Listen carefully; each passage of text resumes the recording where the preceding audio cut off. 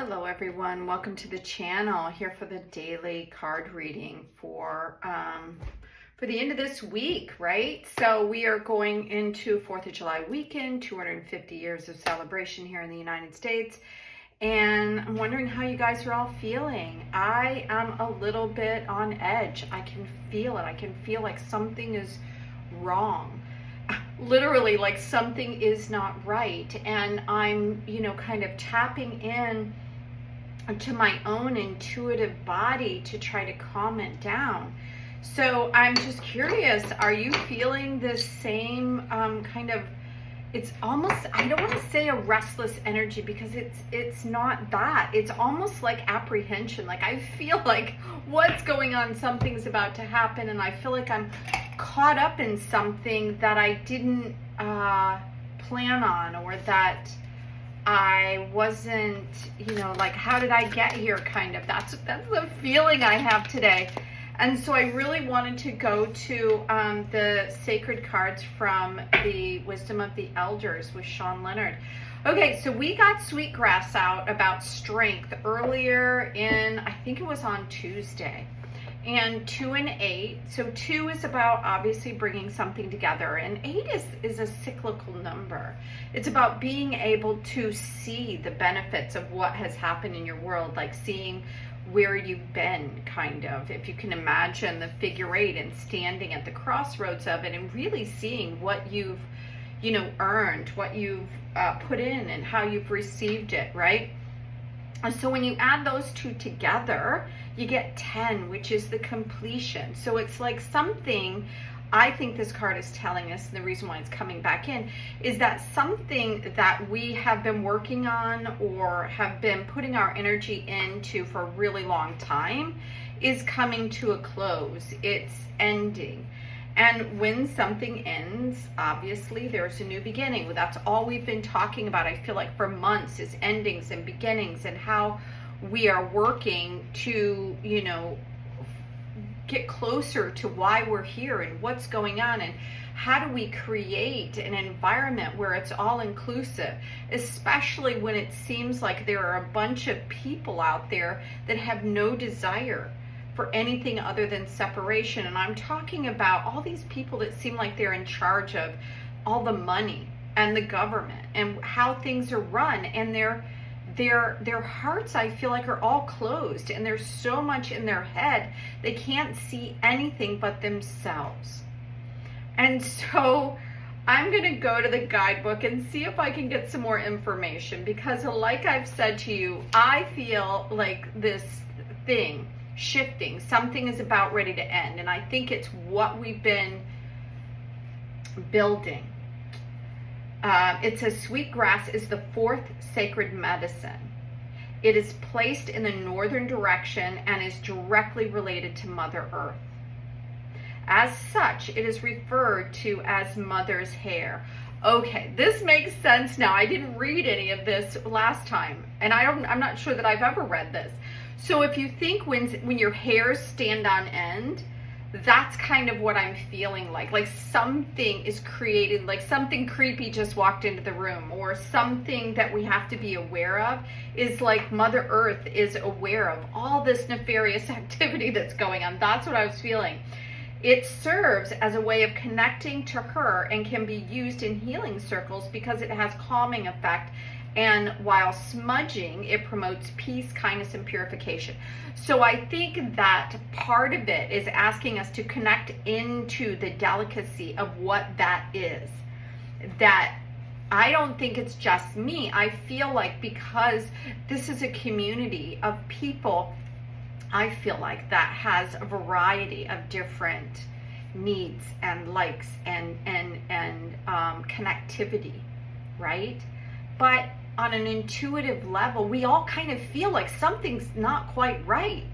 And I think that it's going back to that ceremony again. Sweetgrass, sacred medicine. This is about this being a time right now of sacred circle, a sacred space that we can hold for the earth, for ourselves, because there's a massive transformation on some level, I feel like, coming in.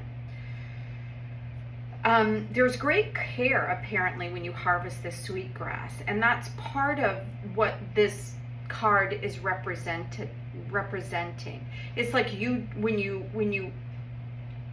when it says that there's prayers that are spoken while the blades of grass are picked, and then again while each braid is braided, and it's a sacred. It's the understanding of the sacredness of the grass, which is representative of Mother Earth and of this moment. And it's asking us to be strong and to be connected into the earth.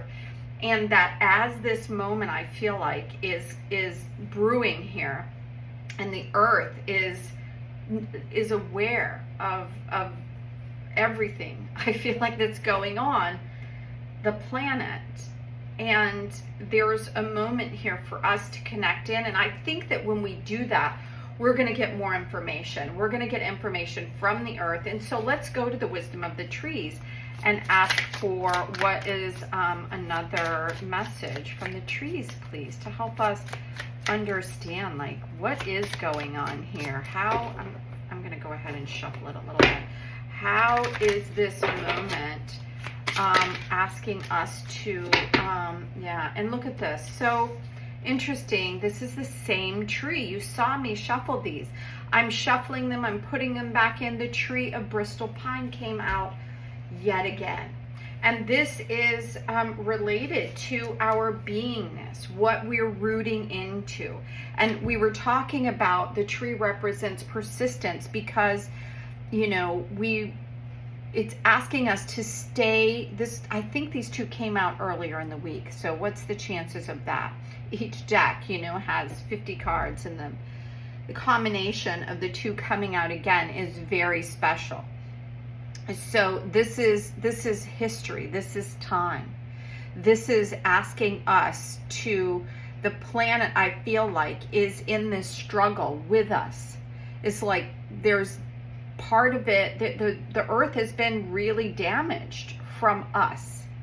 And there are still, like, natives that understand the sacredness of what this earth is. And then there's these people that seem like they're in control of everything, that are all in their head, and nobody even wants what they want, but they're not asking anybody because it's not about anybody but themselves. And that's where oh look, we have a hidden card here. So we have 3 more cards coming out. And the Bristol, the message from the Bristol cone pine was, life doesn't always run smoothly. So do your best, remain strong and steadfast during these times. This is the troubled time. And I feel like that's what I'm sensing. It's like something even yuckier is about to happen than what we've been experiencing. And I think it has to do with Mother Earth. And I'm not sure what that means. But whatever it is that's happening is meant to happen. Now, the interesting thing is, in this guidebook here, I'm going to show this to you, is there's the Bristol pine and there's the Monterey pine. So there's something about these pine trees and about understanding our being and why we're here, because this goes from staying persistent into purpose. And this, again, I think came in earlier this week because there are the beautiful swallowtail kites that I saw when I was visiting Florida. And while I was there, I just always think it's the luckiest thing in the world when they come in, when I get to see them, right? Because I always look. I cannot drive through there without looking. So what I do is I look everywhere for these beautiful birds. And so through this persistence and into our purpose, in the middle of it is this linden tree, which is all about peace. Because the flowers here are shaped like hearts, it's saying that we're standing in a moment where the rainbow, where there's something really interesting about to happen. The rainbow comes after the rain. So in between our staying strong and our purpose is a moment where we're being asked to go into our heart and to look for the opportunities in our heart to remain focused and in peace. And this feels like joy. It feels like softness. And this feels like life has been rough. And this feels like, yeah, we know, everything is leaning towards the fact that we're not alone. I'm having my struggles. You're having your struggles. There isn't anybody that I know of that doesn't have something that they're working on within their world. So it's asking us to honor this moment of struggle, to honor every aspect of it, the sweet grass that is burned in honor of the earth. Whatever it is that you're doing, it's asking you to go into some sort of space to see what you need and what you desire. Because through this ceremony and through the persistence and through this peaceful transition, which I think could be meditation and part of this ceremony, it's taking us into why we are here and asking us to let ourselves be guided by this moment and not to be distracted by division, because it wastes our time. We are not here for division. We are here for this whatever is coming. That's what we're here for. And look at that. I love this little fox on here. So that's the first thing that, let's see if that can come in there. So that's the first thing that I'm noticing here is this in the card joyous, is this fox. It's like this red fox to me is representative of nature. And I know that I feel like foxes, we've labeled them as the sly fox and have kind of given them a bad rap. And they're here because they're this soft, gentle. If you look at them, they're the size of, a dog, probably my dog. And they have the ability to withstand. And because they're red, I feel like they're very earthy beings, and we probably just don't understand them. So the card here is asking us to focus in on this linden, in this peace, in this joy, because this is the card of joy. This red or orange, right, is really rooted in the fiery kind of excitement of what life is. And so it's asking us, or actually I think what it's saying is something that's going to happen. And when all this dust settles, we are going to be in a better place. That's what I feel like. And so it's asking us to stay positive, to keep our intentions, to stay strong, to stay positive, because something is happening in this world. Okay, so we have the Empress, card number 3, and again, a major arcana card. This is, I feel like this is the abundance. This is the card where we're tapped into the earth. This is a very earthly card. It's a very feminine card. It's the strongest feminine energy in the deck, I think, because it's saying that we have what we need. She's sitting and enjoying the garden because she has that level of confidence, abundance, and peace. Now we have the Queen of Swords and the Hermit. So in between these two major arcana cards, and this Queen of Swords is very unique because she's kind of crying here. She's got tears here. The moon is actually sad, and it looks like she's drawn blood somewhere. The Queen of Swords, I think, is showing this, depicted this way, is because she represents this feminine energy of understanding our thoughts, the power of our thoughts and words. And I feel like there is a lot of things in this world right now that are very painful to hear and to even talk about, right? Because this energy is in here, I feel like